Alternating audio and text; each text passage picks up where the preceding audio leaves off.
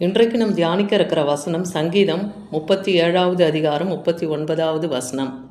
நீதிமான்களுடைய ரட்சிப்பு கர்த்தரால் வரும் இக்கட்டு காலத்தில் அவரே அவர்கள் அடைக்கலம். இன்னைக்கு கர்த்தர் நம்மோடு இடைப்படுகிறார். நீதிமான்களுக்கு ரட்சிப்பு கர்த்தரால் தான் வரும். இக்கட்டு நாளில் அவரே அவர்களுக்கு அடைக்கலமாக இருந்து அவர்களை விடுவிக்க அவர் வல்லமை உள்ளவர். ஏன்னா கர்த்தர் நீதிமான்களுக்கு உதவி செய்து அவர்களை விடுவிப்பார். அவரை நம்பி இருக்கிற அவரையே அவர்கள் நம்பி இருக்கிறபடியினால் அவர்கள் துன்மார்க்கர்களுடைய கையுக்கு தேவன் தப்புவித்து ரட்சிப்பார். இன்னைக்கு துன்மார்க்கர்கள் அநேகர் நீதிமானுக்கு விரோதமாக எழும்பி செயல்படலாம். ஆனால் கர்த்தரை நம்பி அவங்க இருக்கும்போது தேவன் அவர்களுக்கு ஒத்தாசையை அனுப்பி அந்த துன்மார்க்கர்கள் கைக்கு தேவன் விலக்கி பாதுகாப்பாராம். சங்கீதம் 9:9 பார்க்குறோம். சிறுமைப்பட்டவனுக்கு கர்த்தர் அடைக்கலமானவர், நெருக்கப்படுற காலத்திலே அவரே தஞ்சம். அப்போ சிறுமையும் எளிமையுமானவர்கள் மேல் தேவன் இரக்கத்தை பாராட்டுறார். அவர் அவர்களுக்கு அடைக்கலமாக இருக்கார். நெருக்கமான நேரத்தில் அவரே அவர்களுக்கு தஞ்சமாக இருந்து அவர்களை பாதுகாக்கிறார்னு பார்க்குறோம். அதே போல் நீதிமான் கர்த்தரை நோக்கி கூப்பிடுவான் இல்லையா? அவனுக்கு மறு உத்தரவு அருளி செய்து ஆபத்திலே நானே அவனோடு இருந்து அவனை தப்புவித்து அவனை கனப்படுத்துவேன்னு சங்கீதம் 91:15 பார்க்குறோம்.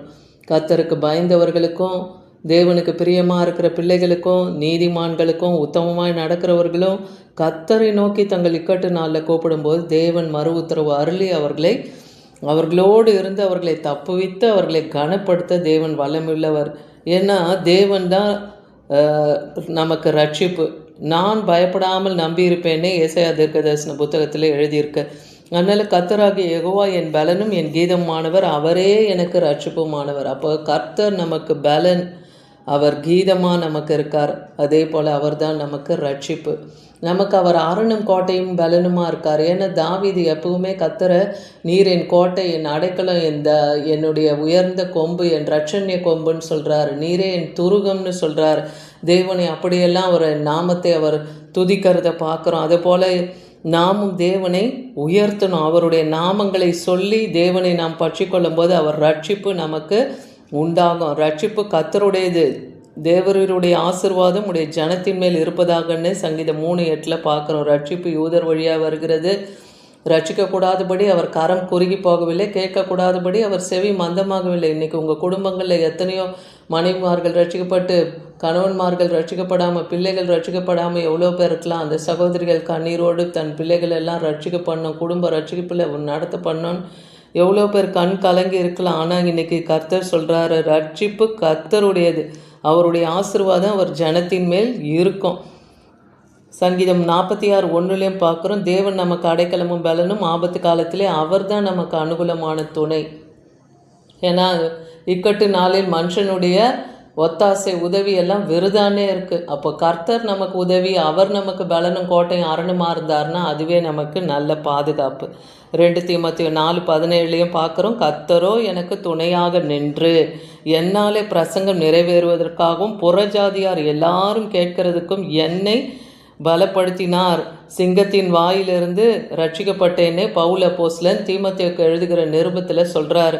சிங்கத்தின் வாய்க்கு கர்த்தர் அவரை பவுலை ஒரு முறை ரட்சித்திருக்கிறார். அதனால் கர்த்தருடைய துணை நின்று அவர் புறஜாதிகளுக்கும் சுவிசேஷத்தை அறிவிக்கிறேன்னு சொல்கிறார். இன்றைக்கி கர்த்தருடைய ஜனங்களாக இஸ்ரவேலருக்கு மாத்திரம் அல்ல, புறஜாதியர்களுக்கும் சுவிசேஷம் அறிவிக்கப்படணும். எல்லா ஆத்துமாக்களும் ரட்சிக்கப்படணும், எல்லாருமே நித்திய ஜீவனில் காணப்படணும் என்பது தான் பிதாவின் சித்தம்.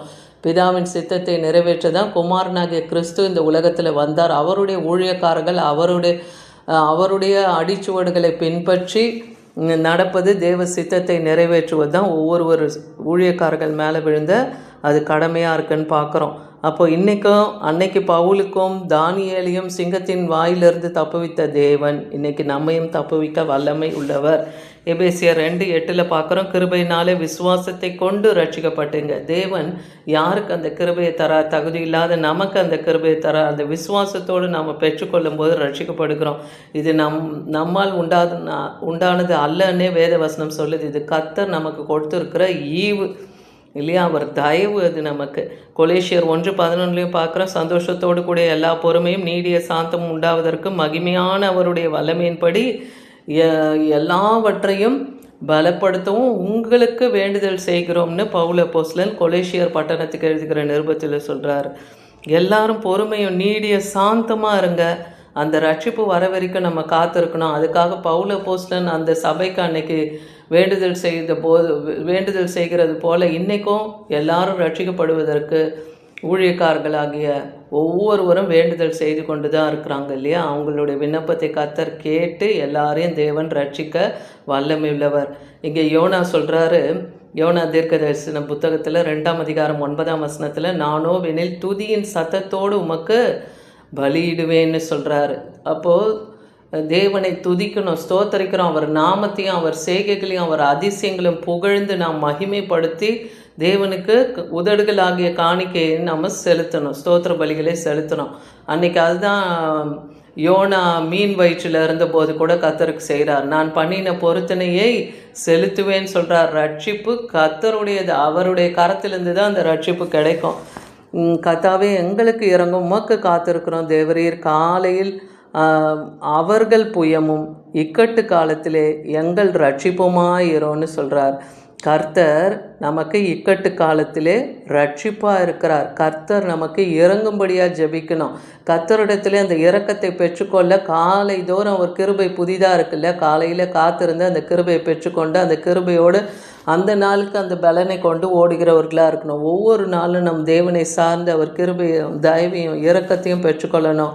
அப்போ நீதிமான்களுக்கு கர்த்தராலே அந்த ரட்சிப்பு வரும். இக்கட்டு காலத்தில் அவரே அவர்களுக்கு அடைக்கலமாக இருப்பார். ஆமீன்.